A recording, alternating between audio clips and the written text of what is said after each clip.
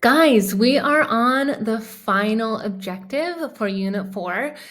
Today we're going to briefly look at some of the consequences of centrifugal and centripetal forces within political geographic context. So this should be familiar to you all. This is actually a pretty short objective. So you need to be able to explain the concepts of centrifugal and centripetal forces and be able to apply it to states or to countries at the country scale. Centrifugal forces may lead to failed states, uneven development, stateless nations, and ethnic nationalist movement. So notice all of those has to do with dividing or breaking apart of a state. Centripetal forces can lead to ethno-nationalism, more equitable infrastructure development, and increased cultural cohesion, so more uniting elements.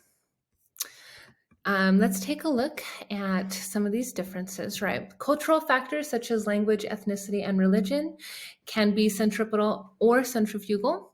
So once again, centripetal, these are things that unify a place. These provide stability. This is what countries want. This is what they aim for.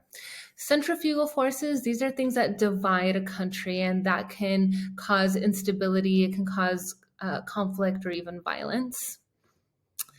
So what are the results of centrifugal forces?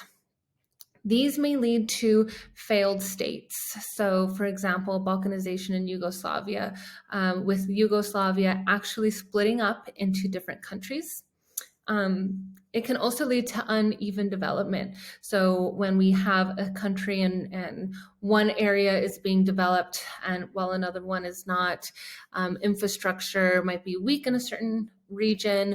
There might not be as much economic success in one area versus another.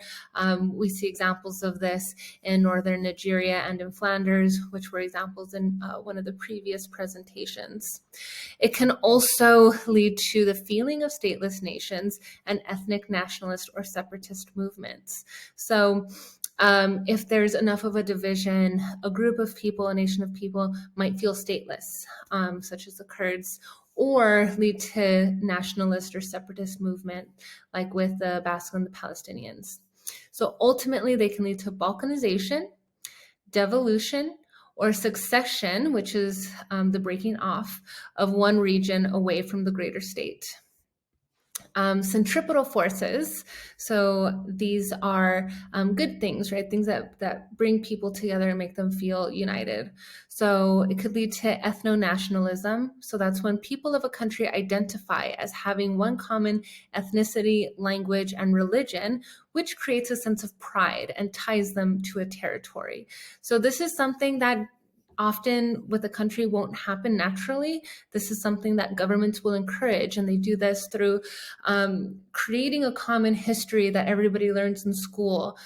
They do this by mandating an official language, so that way people can connect, like actually understand each other and connect with each other in their country.